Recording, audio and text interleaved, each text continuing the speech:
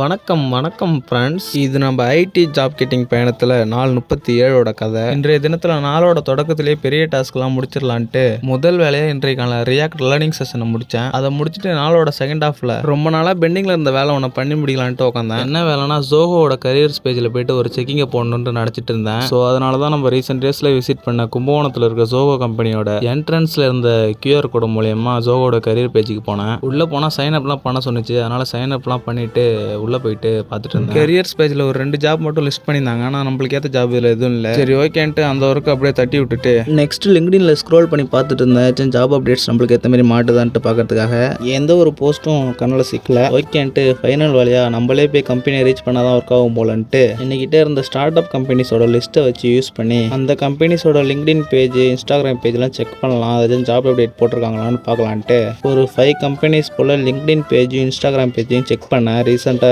Job update போட்டிருக்காங்களான்ட்டு check பண்ண 5 கம்பெனிஸ்லையுமே எந்த ஒரு அப்டேட்டும் வந்திருக்கல. ஓகேன்ட்டு இன்னைக்கு நான் டேவை முடிச்சுட்டு தூங்க போயிட்டேன்.